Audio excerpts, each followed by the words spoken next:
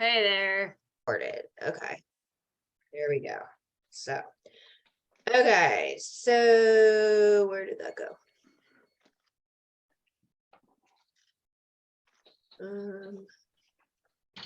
Okay, so here we go. First and foremost, we're going to kind of just start. I have the questions that people asked on Facebook. We'll go through those. You guys can ask any other questions you want.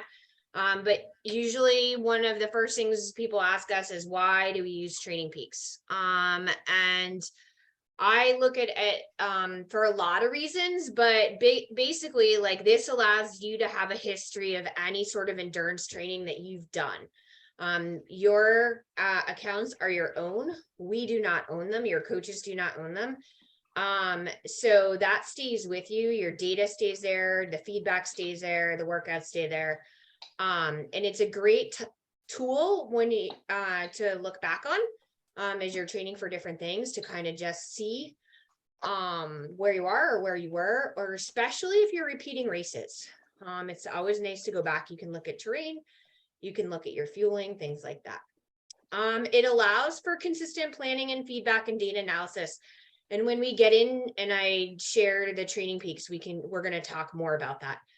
But it's a great tool that has a lot of things that allow you to analyze. It allows us to plan effectively and give feedback. It's a proprietary program, and that's really important. I know some people say, like, it stinks, we can't print out a swim workout or things like that, but this allows the program to be delivered to you and only you, and for the coaches to build something that's just specifically for you. Allows for team communication, events and challenges. You will see, as the team tips, the monthly challenges, those types of things. It will tell you when our kids stores open, when we're running different challenges. It allows for those types of things. Okay, how can you be the most effective athlete? This is like my favorite slide. Okay, if you upload your workout data and you complete the workouts in a timely and prescribed manner, that is a big green box. You will say, in March we will do the green box challenge, but that is numero uno, is somebody that is compliant and does them the days that you are supposed to do them, and in the manner hopefully close to what you are the targets. Adds comments. This is really key. We're going to talk about this at length, but it only shows us one side of the picture when we are only getting the data upload. It doesn't tell us how the workout felt. It doesn't tell us anything other than what the data shows us. It's really awesome if you do not rearrange your schedule every week. So I'm going to go through some tips and tricks on how to do that prior to your schedule being written.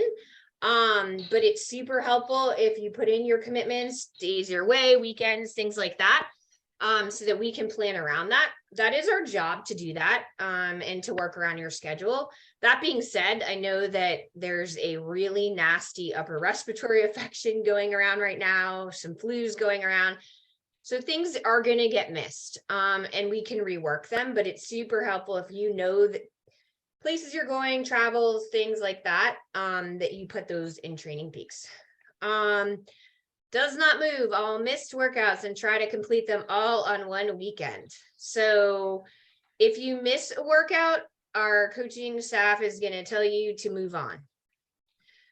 The schedule is built to know that it's not always going to be perfect, but don't move that and stack that with another workout. It makes it really difficult, and it doesn't necessarily allow for the recovery that you're going to need. So that's really important. Puts in conflicts, travel schedule, best days off, any other info that allows the coach to program effectively. So we talked about that a little bit up top. Okay, so I know that everybody sees these numbers and goes, what does this all mean? So TSS, first and foremost, I will also say Training Peaks is as data-centric as you really want it to be. So all of our coaches are a little bit different on what they use here in these numbers. So not all coaches are going to use these numbers. TSS, CTL, all these things that we're going to talk about, they only work if you consistently upload accurate data. And the key term there is accurate. So a lot of this you'll see is based off heart rate. Here, like the TSS is based off heart rate. And it's a generalized training score on the physiological stress that's created with a given workout. If you are training with optical heart rate, this TSS is no good. Okay. You have to have a reliable method of getting this data in order for these numbers to matter. That being said, there's the Wahoo arm strap. There's some, some new heart rate measurements tools. So those are okay, but just understand that unless you measure every workout accurately, the TSS, the intensity factor, the variability, the CTL, all of those numbers are going to be no good. So people ask, like, well, how do I know if I'm ready for an event? I think Candy said that. So that's twofold. I think I would say to you, if you know that you're ready for an event, if you've been compliant with the workouts that, your coach has given you and that you've executed them. For those of you that are data oriented, what I did include here is a chart. So these show you like benchmarks for weekly TSS for people training for sprints, Olympics, halves, and fulls. And again, I say I use this, for knowledge, guys, but don't hold yourself to these numbers. Depending on how long you've been in endurance sport, that number is going to vary pretty dramatically.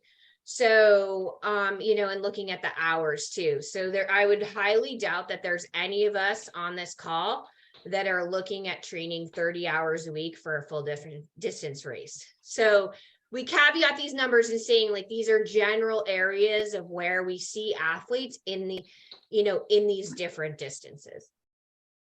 Normalized power. So this is with cycling. And what this measures is if you when you are outside more often than if you're on a trainer, but if you stop your bike, if you stop pedaling down a hill, your watts come down to 0, and then it obviously affects that power number. Normalized power takes all of that out and allows you to calculate if you had been on flat ground. No, he called out, or that not called. They cut. They cut it. What, Mike? I'm sorry. I thought I had that muted. Oh, my fault. I'm gonna mute you. Thanks. Okay. I was like, is he talking to me? Intensity factor. So any given workout, it takes a normalized power and the functional threshold, and it tells you about the intense workout. If you're training at an half Ironman effort, you're looking at an IF of like 0.8 to 0.85. You're looking for an Ironman effort, you're looking for a 0.7-ish. So depending on if you're executing that workout and it's a specific workout, then the IF number, and I'll show you guys in Training Peaks where these all are. Variability index, again, it is going to, it's the ratio of the normalized power to the average. This is really, we look at the VI on the pedal side. So the closer to 1 your VI is, the more efficient you are in pedaling. So if you are a gear grinder, things like that, and your VI is going to be much higher than if you're a constant state pedaler. Okay. Questions about any of this? Because it's just terminology right now. Fitness, fatigue, and form. So you're going to see these and the Training Peaks when I flip to that. Let me see. I might be able to.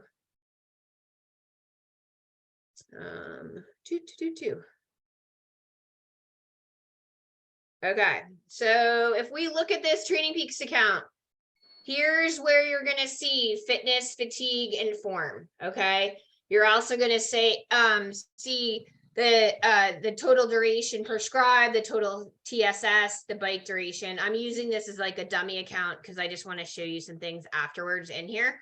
But that's where you're going to see those numbers. We will go back. Okay.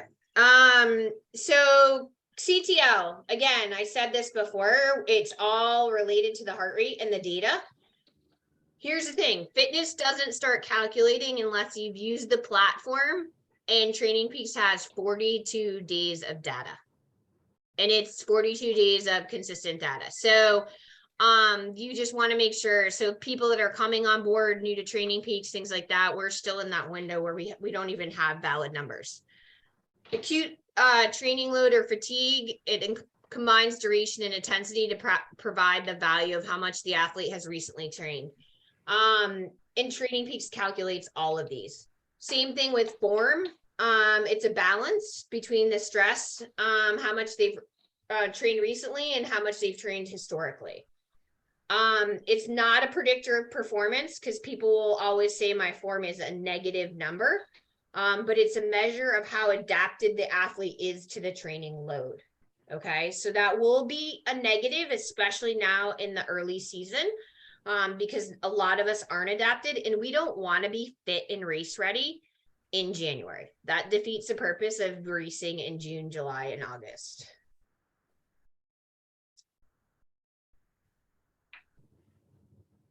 Okay.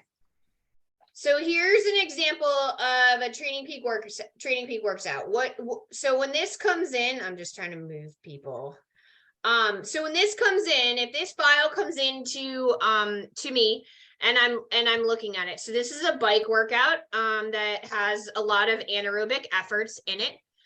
You can see right here is the warm up. There's the first effort, second. So here, the pink line that you guys see, that is the actual power. So this, the first thing I notice when I look at this workout is that it was definitely done on erg mode on a trainer. And I will show you the difference afterwards. But so the bike workout was imported into Zwift. And it was the trainer held the athlete at these watts. Okay. What do I look at though when I'm looking at this? So if you're executing a workout like this and you are not fit or unfit, right? Then after you start to do these efforts, your heart rate, instead of coming down here, is going to stay up.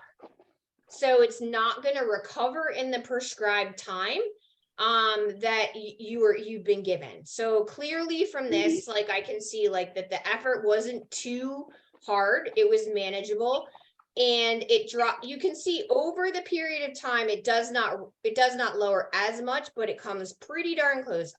If I recall, it was maybe 3 or 4 beats per minute difference, which is actually really good. So if you import a workout via Training Peaks, it's going to break it down just like this for the coach. Here was the effort, here's the recovery, here's the effort, here's the recovery. So we can kind of delineate those out. You can see over here where I can look at the number side. Okay, so for example, in a normal given just aerobic effort, then we want to look at this power to heart rate range. That's called decoupling. And we don't want decoupling to be more than 5% on an anaerobic workout. This was an anaerobic, like a hard effort. So this number is absolutely okay. Here's that intensity factor. So Training Peaks tells me that this athlete's working at about 90% of that intensity effort there. And then it's going to give me the normalized power here on the workout. So if I were to take a bike workout that was not done in erg, I'm going to show you the difference. So here's an aerobic effort that was not done in erg. Okay, here's a similar type of workout, except we're working here aerobically. We're not working anaerobically. So here's your warm up. Here's the prescribed kind of efforts here. And this is where, and you can actually see the delineation. There was nothing holding them to a specific effort on this. If we scroll over here and we look at that power to heart rate number, instead of being, that 15%, we're looking more at that 3%. So for an aerobic effort, an aerobic endurance ride, right, that sits right in where we want it to be. And then same thing, intensity factor is 0.81. So they're working at about half Ironman effort here. And as the athlete gets more fit, this number will come down, especially for aerobic efforts, right? Early in the season, somebody that's been off their bike for a while, that's definitely going to be something that we'll see come down. And then you look at the VI here, like nice even pedal strokes. So you getting as close to that 1.00 as we possibly can for this. So that's a difference between, you know, coming in, you know, doing a structured workout. So this was done, same platform. It was actually done on Zwift, but it was with erg off versus erg on. Okay, let's go back. Questions on any of this? Stacy, should we have erg mode on or off? Yeah, that's a great question, Iris. I prefer it off. I think that if you're doing some longer rides where you're holding those aerobic efforts and things like that, it's totally fine to put it on to just kind of zone out, watch a movie and pedal. But I think, you know, in general, I'm a proponent of having it off so that it allows you to work at the effort where you're feeling for the day rather than just be holding you to something. Got it. Okay. You can also toggle it on and off during a ride, I believe. I think you can switch it during an actual ride. So okay, so I'm gonna actually hold on. I'm gonna go back here and I'm going to share this again. Okay. So here, when this workout comes in, so this is just the data side of the workout, okay? Coming down here, right, is where these post-activity comments should be. Again, every coach is a little bit different on kind of what they want to know, but I want to know how that workout felt. You know, if you did this aerobic ride, did it feel steady, sustainable, those types of things. I want to know if you fueled it. What did you fuel it with?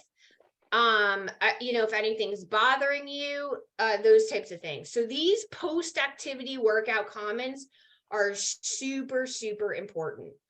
If you only import the data of this, it only gives us the actual execution. It doesn't tell us anything about how you felt. Okay. So it's super important when you guys are uploading workouts that you add comments to them. Sorry, it was too hard to like. So what makes a good comment, right? How did the workout efforts feel? How do you feel that day? You know, how did you fuel it? Notable issues. So I copied a workout like from one of the athletes that, you know, wrote, you know, and this is a great comment. You know, it took a little bit of warm up. The treadmill's in the garage. Once it felt really good, you know, and then there were things he noticed, like I have more control over my heart rate indoors without hills, winds, you know, my heart rate's always lower on the treadmill, you know. So again, these are great things like that this athlete noticed in the course of this workout. You know, the form comments that she made here too, you know, should this be something I should work on? You know, all of those are really good. And what it does is that as a coach, when I look at this, now I have the data and now I have her comments, and I'm in my head, I'm picturing, okay, so she's working on these things, you know, her heart rate is lower. Heart rate is probably going to be lower on a treadmill because you're getting some belt assist, things like that. You're not getting any elevation change, duration, things like that. So this is a really good comment. And these are the things that are going to be super helpful for your coach to help answer, and that are going to progress your movement as an athlete. Okay. Okay, hold on. So when we go back here, I'm going to go back to this live Training Peaks account. So if we are here in this Training Peaks account, because someone asked, like, what's the difference between these different things? If you want to leave a note for your coach, right? And you're in your own Training Peaks, you hit the plus button and it brings up all of these options. Okay. Availability is new and it's awesome. It gives us a great snapshot of if you can't do something, what those dates are. You can plug in those anytime you need to. This note function, I would say do not use. Here's the thing. If you use that note function, I have no idea that you've done that. I get no notification. It sits in your Training Peaks. I've missed notes because someone has gone back in Training Peaks and put it in a day that's already passed and I haven't seen it. So I would be a proponent of not using the note function. The availability and the other, to me, are the best option. You click this other button and you can write, and I gave you some examples back here. I work 9 to 7. Okay, perfect. This is a great thing to know because I'm not going to schedule you a 2.5-hour workout this day if you're working 9 to 7. I'm away. I have no access to pool. I can bike or run. Those types of things. These are really, really helpful. Injured athletes that are rehabbing things, like if you're going to PT, if you have a follow-up doctor's appointment, those types of things, pop that all into Training Peaks. Our coaches are amazing, but they are not amazing in keeping multiple athletes' medical appointment calendars. And so if that note is in Training Peaks for us, then I can comment on that and say, like, heads up, shoot me an email and let me know what transpired from this. Okay. Super helpful to kind of know that information. The more you give us here, but prior to us writing your week, the more beneficial it is going to be for us to be able to help you. Someone also asked about, can we build out a structured workout? So a lot of the coaches are now using structured workout. I will say some of us still have workouts that aren't built out.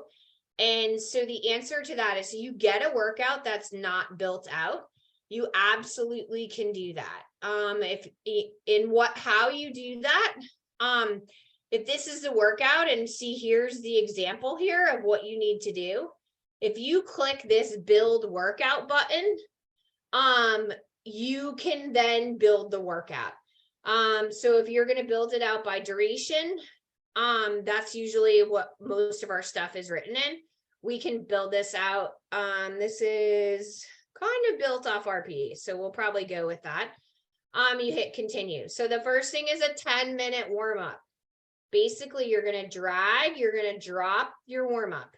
You're going to come down here and you're going to edit that. It was 10 minutes. Okay. So the next thing is it was 5 by 5 minutes or 5 minutes build. So we're going to put that in here on the other side. Okay. So here's your 5 minutes build. You can, and then you're going to assign, it says build effort. So 1 through, I would say 6 RPE. Then it's 5 by 5 minutes as odds. The first minute is very hard. So 120%. So this is actually built out in watts. So you're going to come down here and you're going to probably going to be a ramp. So the first minute is 1 minute hard. You're going to come down here. This is going to be 1 minute and it's going to be 100 to 120% of FTP. And then after that, you're going to decrease to 90 for 4 minutes. So 4 minutes.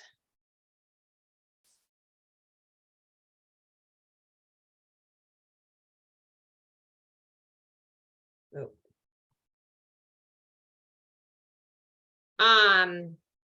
Okay, and then evens would be the same thing. And then you can basically repeat that however many times it says to do it. So these are 5 minutes. So this would be the 1, 3, and 5, and then you would add the cool down.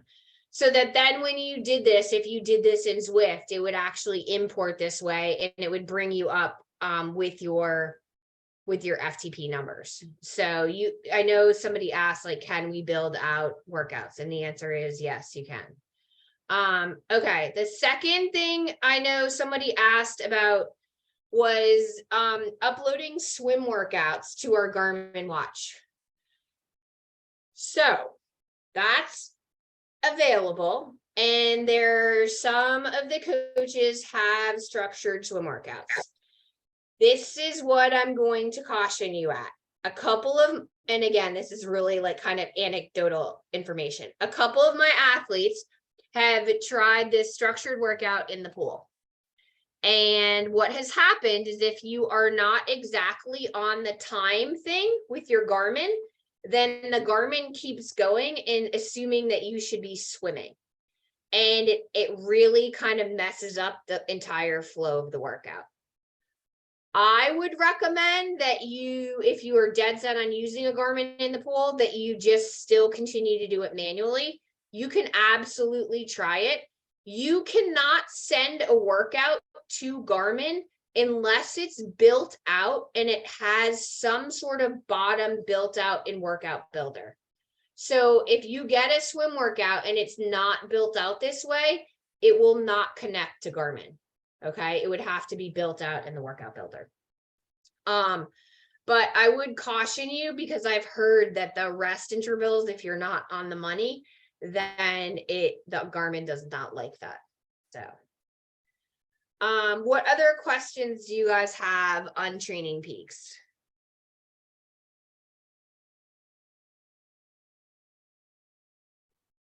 I have, Go ahead, Joanna. actually, this is something has recently started happening. I have a Garmin, and when Mary Beth puts in, like say the bike, I do it, but then when it downloads my workout after I finished it, it goes in a separate, it brings up a separate workout box for that day. It doesn't match up with Yep. what. Yep. But it just started doing that. It hasn't, like, I think in December it started doing it. Yeah, so, and are you riding on like a Zwift or something, or just riding on with your Garmin? Riding on a dumb trainer, but I have Okay. I have both my sensors on my bike. Yep. Okay. So I'm gonna flip because I can show you. So I think that it's okay. So yeah. So here's an example of. So it comes in kind of like this, right, Joanna, where it doesn't match with the actual prescribed workout. Correct. It might just say ride, Yeah. So if that happens, two things. I can't do it right now because this is paired, but if that happens, if you drag this and you put it into the description, it will actually pair that workout Yeah. Okay. for you. Sometimes the reason why that is because when we're using the different things, like this workout came in twice. Like here it came in off my Garmin, and then here it came in off of Zwift. What the coaches will usually do is they'll usually delete one of those files. Okay. So you can pair them, absolutely. They don't always pair naturally. So when I look at files, I'll just pair it for you usually when I'm in there. Does that make sense? Yes. And then I have a quick question about heart monitors. You said that we should have our, monitor our heart each time or for every workout. I have an older Garmin, so I have, strap on heart monitors for my chest, but do they have one or is there one out there that I could just put on my wrist, or does it not? Yeah, I think there's a wrist and an armband one. Whoop, I think it's WH Wahoo. I think Wahoo has an armband. Okay. And I think there is a wrist-based one too. Okay, thanks. That's more convenient instead of Yep. Yeah. putting it on. Scotchy also has a very good armband one. I'm Who sorry, does? what was it? Which theme? Scoche, SCH or SCOHE. SHOEHE. I've never heard of that. It's a fairly accurate one. Okay. Thanks, Dave. Yeah, some people don't like the chest straps because they cause a lot of chafing. Yeah. So. Yep.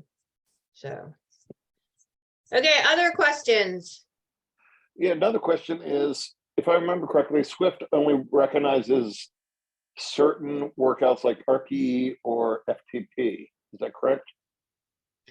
Nope, you could, I mean, you should be able to ride in any structured workout, Dave, in Zwift. But let me show you, Right. if you get a workout, and let me go back to Allie. If you get a workout and it's for whatever reason, it's not importing, you can change the, where did she go?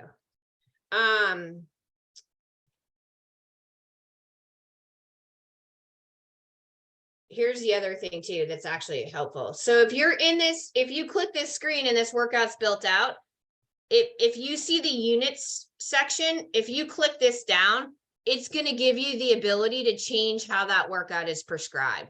So if it is off RPE and you want it off of power, you just need to change that, that function. Does that make sense? Yeah.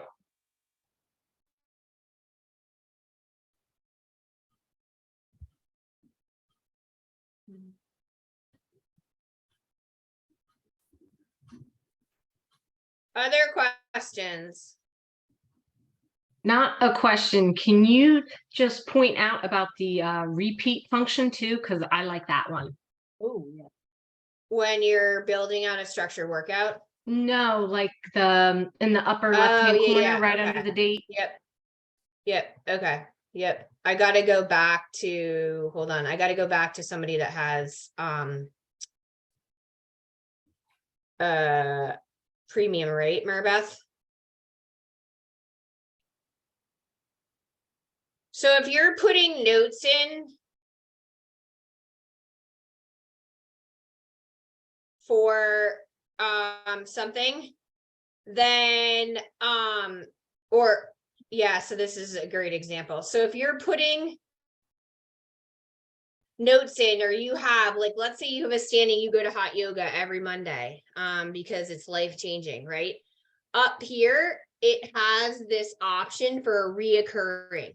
So if you do a Zwift race, if you do a, you know, or you want your rest day to be whatever every Thursday, if you put this in and you put repeat, and you have the option of repeating it for like however many weeks, that's always, again, super helpful. So if you're doing something continuously or you want the same rest day every week, then that is a great way to kind of not have to input it every single week. Does that make sense? Plus, it's there for your coach, so they know every Yep. week you're going to be doing yoga on Mondays. Or, okay, this for January, you want your rest day to be on a Friday. But for February, you want your rest day to be on a Thursday. You can plan ahead so that it makes it easier for us to know how to plan out your schedule. Yep. Can you show how to do that again? Sure. Please.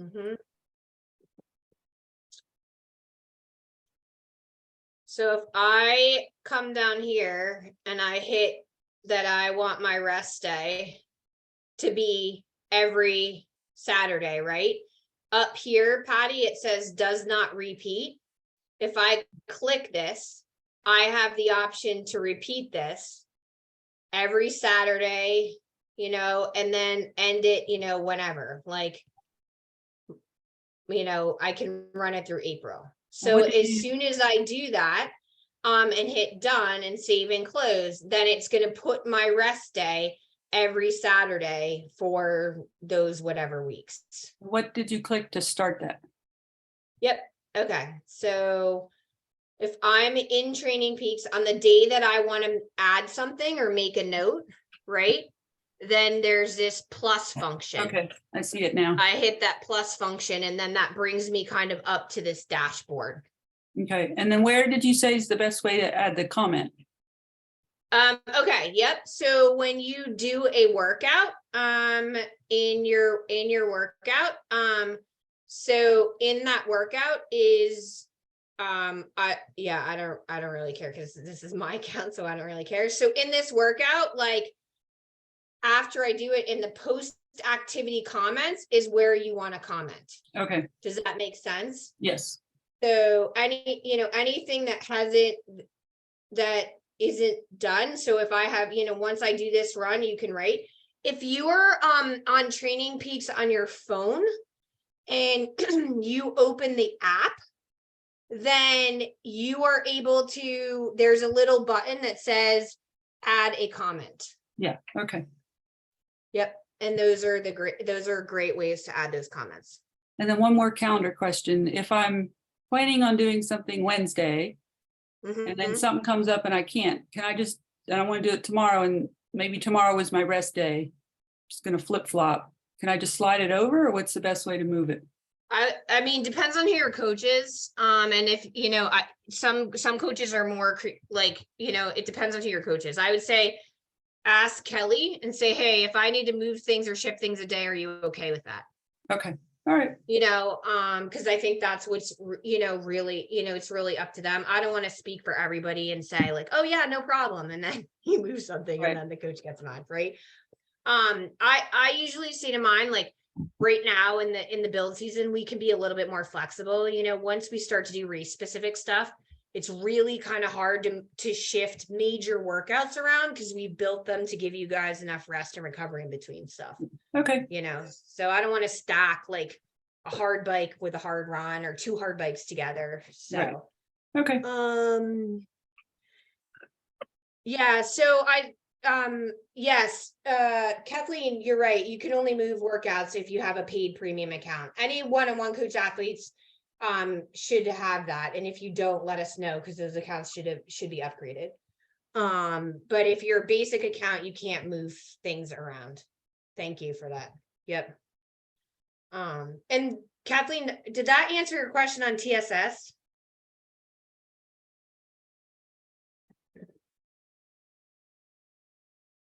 Can you use The workout second builder? part of my question, should I be paying attention to it?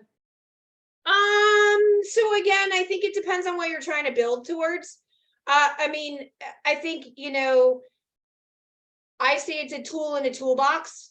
And you can kind of keep an eye on it. You don't want to ramp that TSS like, by hundreds on a given week. And I would make sure if you're taking recovery weeks that you do be really mindful of dropping that TSS. Does that make sense? Yep. I never felt like it really moved that much when I was watching it. Well, so the other, it only moves if it's got all the data it needs. Good point. So if only half your workouts or part of your workouts had that data, it's not going to move much. Yeah, you can use Workout Builder for a run workout so your watch can prompt you. Yep, 100%. Any of those workouts that are built out in Workout Builder, the Garmin's will prompt you to, and it will, the thing you have to know on that is depending on what the workout's set as, most of them are set for heart rate. You can set them for pace too. If you guys, I think it's definitely easier for the coaches too. If that's something that you want, I like to know that from my athletes, like, hey, I like these Workout Builder workouts versus, going off RPE or just, kind of a general description of what you should do.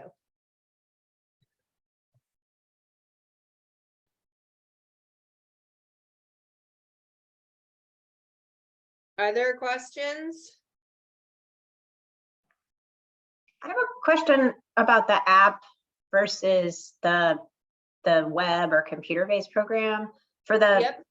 for the user, for like on my end. Are we missing a lot if we're mostly just using the app? Are you missing what? Are we like, is there stuff I'm not seeing that I should be seeing if I'm primarily looking at data in the app? Nope. Okay. Mm-mm. Nope, I don't think so. I mean, the big thing on the coaching side, BJ, is like, if you have a workout and from in a workout builder, and this has happened before where it's like imported weird and the numbers look funky, I can't adjust that workout on my phone. I can't get into the intricacies of the workout builder on my phone. I have to do it on my laptop.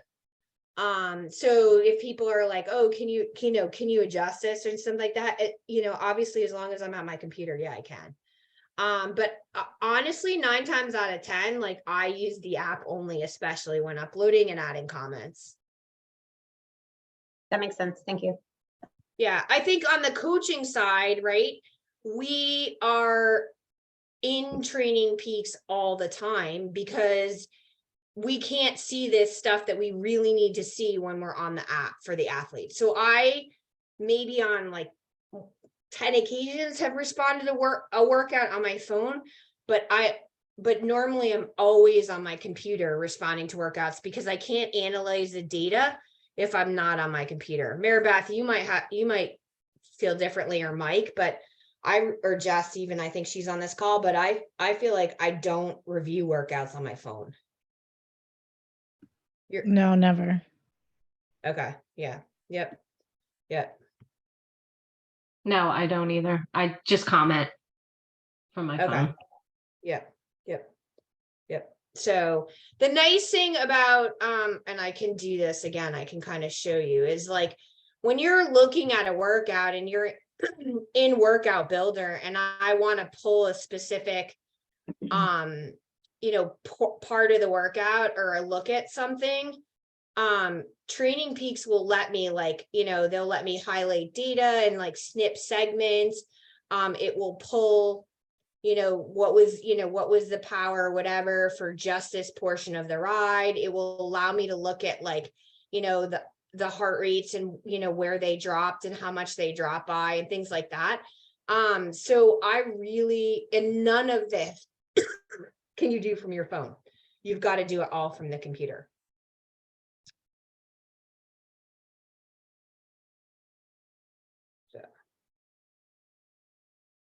Anything else? This is all good questions. Yeah, Nicole, did I answer your question? Because I know you had one too. Yep, I'm good. Okay, good. Good. Okay, anybody else? Speak now or forever hold your peace. Cool.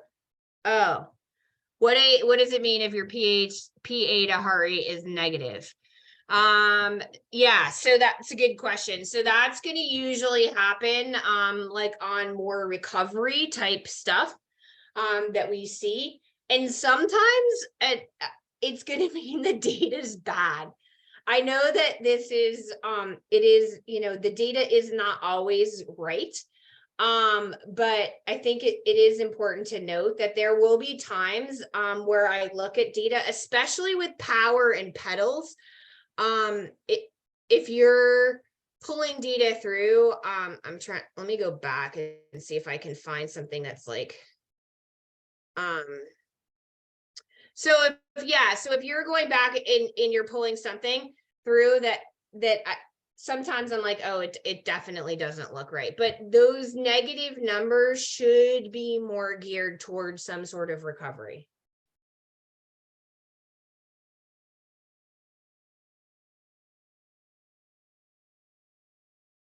Now I have to unscreen my share so I can see if there's any questions. Oh, cool. I need to move to my next getting the kids to bed. Oh, that's interesting. I wonder if you were dehydrated. Because it said I was on my last long run. I wonder, so it could be a factor of dehydration too. Like if the heart rate's not getting up, so that would be another thing to kind of look at. If with the data, and talk with your coach about in terms of like, is this something to be concerning? And you could definitely keep an eye on it. Lost long run. Have you seen that much, Maribeth? The decoupling being a negative on a long run? No, but sometimes when that does happen, it's like you said, the data is bad, or it's like your heart rate monitor is not situated right, or sometimes it needs to be cleaned too. But no, I have not seen that too often. Yes, that would definitely be something to keep an eye out, especially if it's happening like on more than one long run. That is interesting. Cool. Any other questions? Cool. All right. Awesome, guys. Thanks. I appreciate you coming. We will record it. I'll post a link in the Sonic Athlete Forum for people that didn't get a chance to come. And then obviously I'll geez, it was the last two. Yep, we need to dig deeper. And then obviously reach out to your coach if you have more questions, or you know, about a specific workout, or you want more data feedback. You know, some of us are data geeks, and we like to kind of deep dive into that. Yeah, so thanks for coming, and we'll talk to you later. All right, Thank you. bye. Bye, have a night, everybody. Thank you. Bye, everyone. Hey,